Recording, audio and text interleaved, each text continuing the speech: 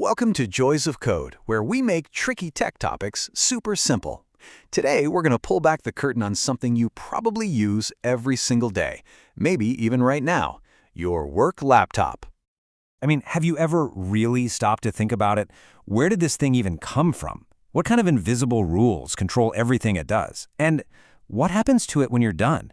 It's a way bigger and honestly a much more fascinating story than you'd think. So let's get into it.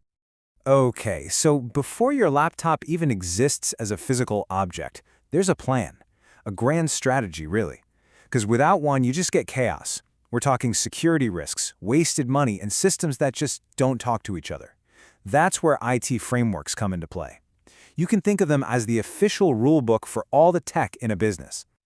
So what exactly is an IT framework? Well, it's pretty much the blueprint for how a company runs its technology. It's a collection of best practices, the proven ways of doing things that make sure every laptop, every server, every single piece of software is managed well, kept safe, and actually helps the business do what it's supposed to do. Now, there are a lot of these frameworks out there, but you'll often see these three big ones working together. You've got ITIL, which is all about delivering amazing IT services, kind of like a helpful hotel concierge. Then there is ISO 9001, the quality controller, making sure everything is consistent and runs like a well-oiled machine. And finally, ISO 27001 is the security guard, standing at the door, protecting all the company's precious data. The three of them together create a system that's helpful, reliable, and safe. All right, the rules are in place, the plan is set, and now our laptop's journey can finally begin. We're going to follow it from being just a single line on a budget spreadsheet all the way to becoming that vital tool sitting on someone's desk. This whole procedure has a name: IT Asset Management. And it all starts with these three very deliberate steps. First up is planning. This is where the company decides what it needs and how much it can spend. Next is acquisition. They go out and buy the new gear. And finally, assignment. Your shiny new laptop is set up just for you and handed over. It's all managed so carefully to get the most bang for the buck and keep costs under control. So what's actually humming away inside that case? Well, the easiest way to think about it is like a human body. The CPU, that's the brain, doing all the complex thinking.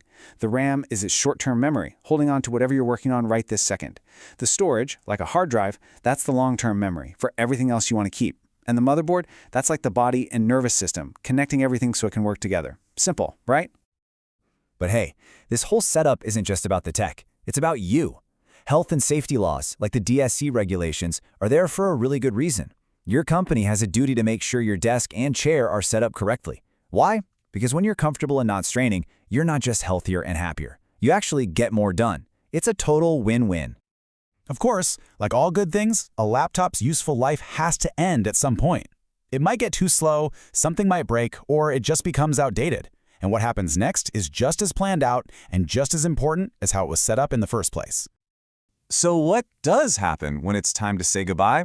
Well, one thing's for sure, you absolutely can't just toss it in the bin. There's a whole formal process for this, and it's called decommissioning and disposal. And here's exactly why that process matters so much. Rules like the WEEE directive are incredibly important because our electronics are just full of nasty stuff, materials like mercury and cadmium.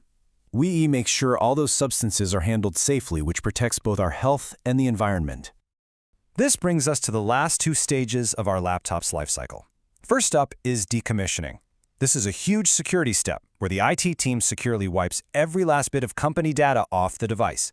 Then, and only then, comes disposal, where the physical machine is either recycled or gotten rid of according to those really strict environmental laws we just talked about. Now, let's zoom out a bit. The life of one laptop is pretty interesting, right? But when you multiply that by the billions of devices all over the world, you start to see the enormous and often totally hidden environmental footprint of our digital lives. Just take a second and let that number sink in. Every single year, the world creates somewhere between 20 and 50 million tons of e-waste. That's a truly staggering amount of old electronics that we have to deal with responsibly. And it's not just the physical trash. Think about the power we use. Data centers, those giant, humming buildings that basically are the internet, they use up a whopping 2% of all the power consumed on the entire planet. Even the little things we do every day have an impact.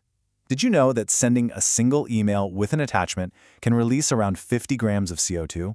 I know, it doesn't sound like much, But multiply that by the billions of emails sent every day, and you can see how it all adds up fast. And check this out. Look at how a choice that seems so small, like adding a second monitor to your desk, has a huge long-term impact. Over 6 years, that second screen increases the setup's carbon footprint by a massive 45%. It really makes you think twice about the gear we use, doesn't it? At the end of the day, every part of our digital lives, from the laptop on our desk to the cloud services we use and the emails we send, it all has a real physical cost to our planet. The secret life of your laptop is really a story about resources, responsibility, and impact. So the question to leave you with is, what's one small change you can make today